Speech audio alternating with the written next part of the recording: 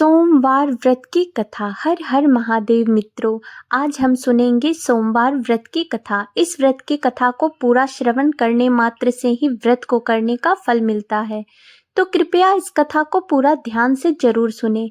जय भोलेनाथ। पौराणिक कथा के अनुसार अमरावती नगर में एक धनी व्यापारी रहता था। दूर दूर तक उसका व्यापार फैला हुआ था। नगर में उस व्यापारी का सभी लोग बहुत मान सम्मान करते थे। इतना सब कुछ होने पर भी वह व्यापारी मन से बहुत दुखी था, क्योंकि उस व्यापारी का कोई पुत्र जो नहीं था। दिन रात उसे बस एक ही चिंता सताती रहती थी कि उसकी मृत्यु के बाद उसके इतने बड़े व्यापार और धन संपत्ति को कौन संभालेगा। पुत्र प्राप्ति की इच्छा से वह व्यापारी हर सोमवार भगवान शिव का व्रत और पूजन किया करता था।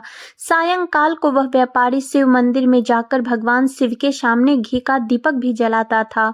उस व्यापारी की भक्ति देखकर एक दिन देवी पार्वती ने भगवान शिव से कहा, हे प्रभु, यह व्यापारी आपका सच्चा भक्त है। कितने दिनों से यह सोमवार का व्रत और पूजा नियमित कर रहा है।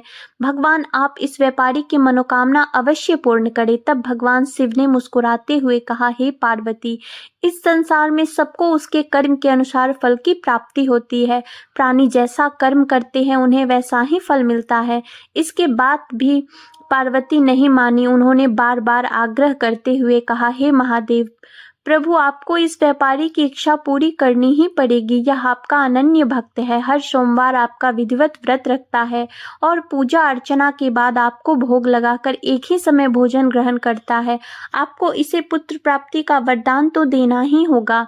प्रभु, देवी पार्वती का आग्रह देखकर भगवान शिव ने कहा, देवी, तुम्हारे आग्रह पर मैं इस व्यापारी को पुत्र प्राप्ति का वरदान देता हूँ, लेकिन इसका पुत्र 16 वर्ष से अधिक जीवित नहीं रहेगा। उसी रात भगवान शिव ने स्वप्न में उस व्यापारी को दर्शन देकर उसे पुत्र प्राप्ति का वरदान दिया। उसके पुत्र के 16 वर्ष तक जीवित रहने की बात भी बताई। भगवान के वरदान से उस व्यापारी को खुशी हुई, लेकिन पुत्र की अल्पायु की चिंता ने उस खुशी को भी नष्ट कर दिया। व्यापारी अब भी पहले की तरह सोमवार का विधिवत व्रत करता रहा। कुछ महीने पश्चात उसके घर एक बहुत ही सुंदर पुत्र उत्पन्न हुआ। पुत्र जन्म से व्यापारी के घर में खुशियां भर गई। बहुत धूमधाम से पुत्र जन्म का समारोह मनाया गया। व्यापारी को पुत्र जन्म की अधिक खुशी नहीं हुई, क्योंकि उसे पुत्र की अल्पायु के रहस्य का पता था, लेकिन यह रहस्य घर में किसी और को मालूम नहीं था। विद्वान ब्राह्मणों ने उस पुत्र का नाम अमर रखा। जब अमर 12 वर्ष का हुआ तो शिक्षा के लिए उसे वाराणसी भेजने का निश्चय किया गया। व्यापारी ने अमर के मामा दीपचंद को बुलाया और कहा कि अमर को शिक्षा प्राप्त करने के लिए वाराणसी छोड़कर जाओ। अमर अब अपने मामा के साथ शिक्षा प्राप्त करने के लिए चल दिया। रास्ते में जहाँ भी अमर और दीप रात्रि विश्राम के लिए ठहरते, वहीं यज्ञ करते और ब्राह्मणों को भोज भी कराते। लंबी यात्रा के बाद अमर और दीपचंद एक नगर में पहुंचे। उस नगर के राजा की कन्या के विवाह की खुशी में पूरे नगर को सजाया गया था। निश्चित समय पर बारात आ गई, लेकिन वर का पिता अपने बेटे के एक आंख से काना होने के कारण बहुत चिंतित था। उसे इस बात का भय सता रहा था कि राजा को इस बात का पता चलने तो कहीं वह विवाह से इनकार ना कर दे, इससे उसकी बदनामी होगी। वर के पिता ने अमर को देखा तो उसके मस्तिष्क में एक विचार आया। उसने सोचा, क्यों न इस लड़के को दूल्हा बनाकर राजकुमारी से विवाह करा दूं। विवाह के बाद इसको धन देकर विदा कर दूंगा और राजकुमारी को अपने नगर में ले जाऊंगा।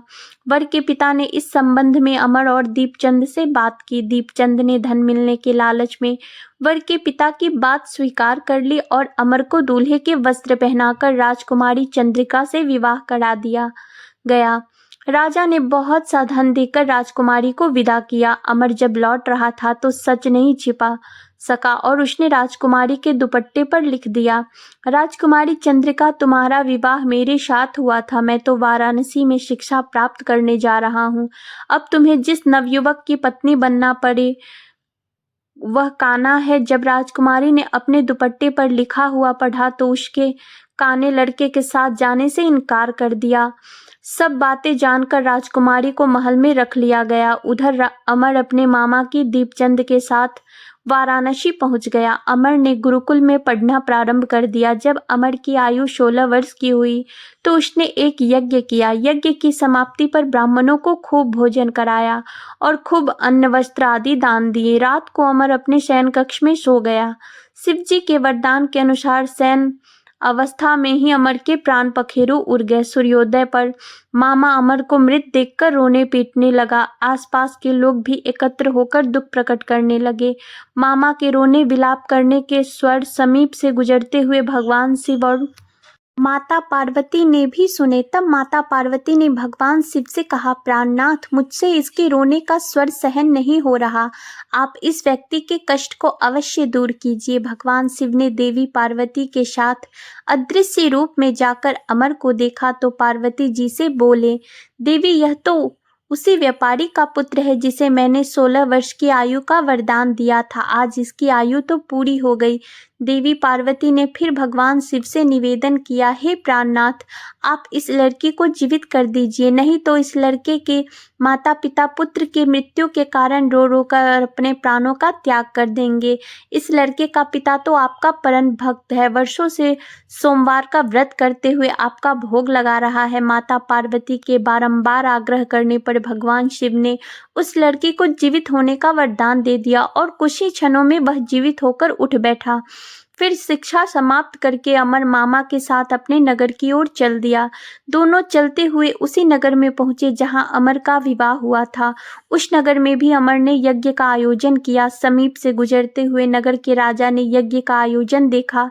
तब राजा ने अमर को तुरंत पहचान लिया। यज्ञ समाप्त होने पर राजा अमर और उसके मामा को महल में ले गया और कुछ दिन उन्हें महल में रखकर बहुत सारा धन वस्त्र देकर राजकुमारी के साथ विदा कर दिया।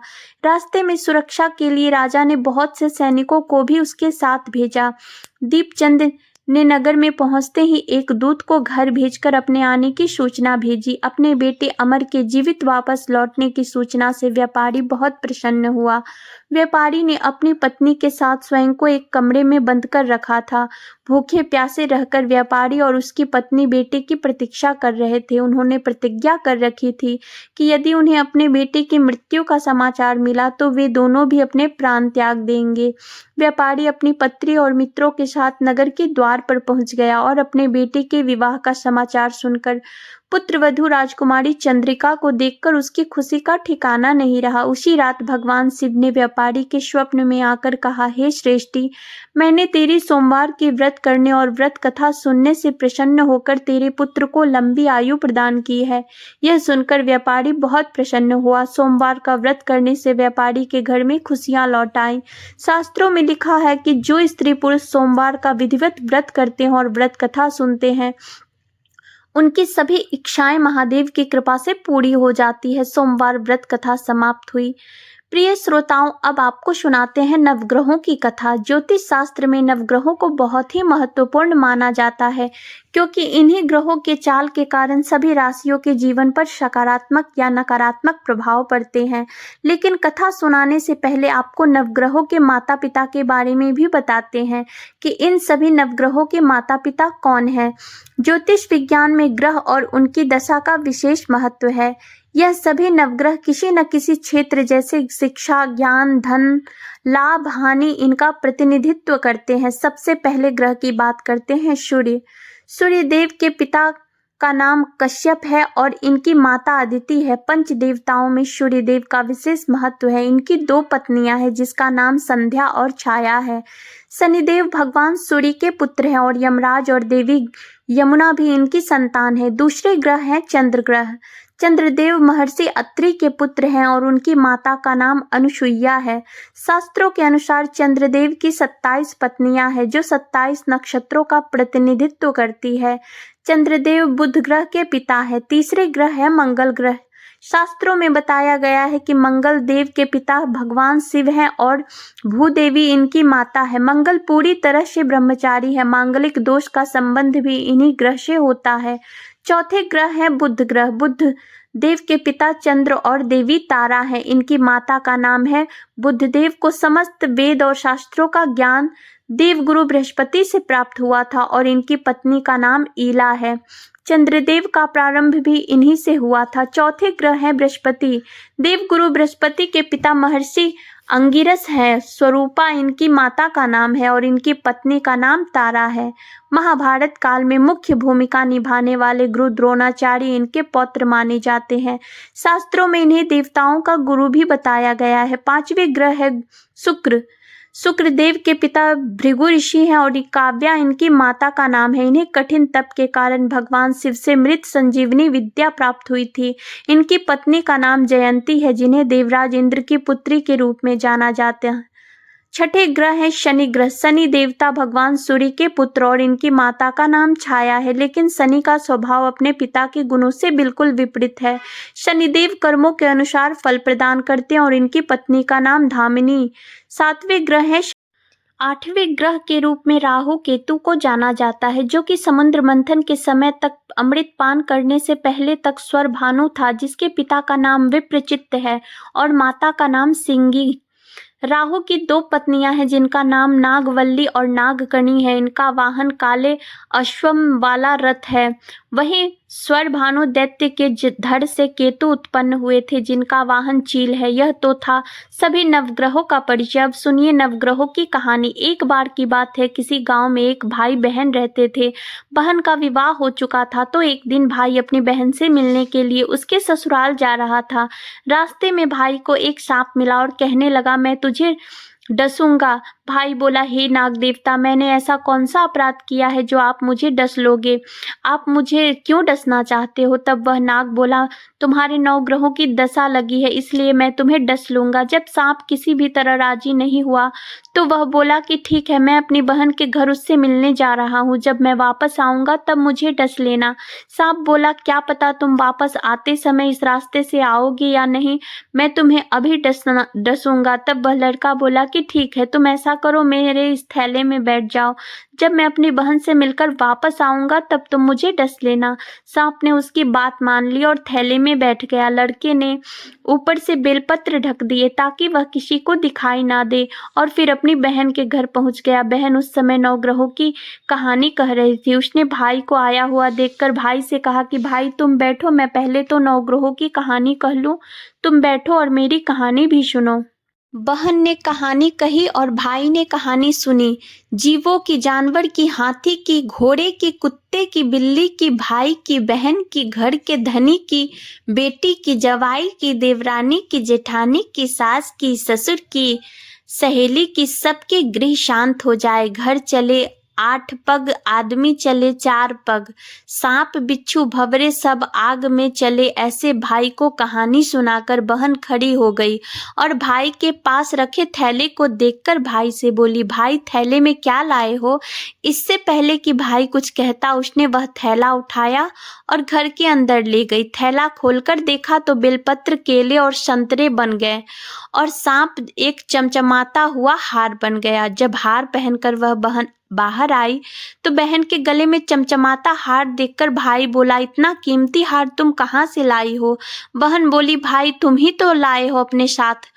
केले, थैले में केले और संतरे के साथ हार भी तो था। भाई ने सुना तो हैरान रह गया और बोला, बहन उसमें हार नहीं बल्कि मेरी मृत्यु का सामान था। ऐसा कहकर उसने सारी बात अपने बहन को बताई।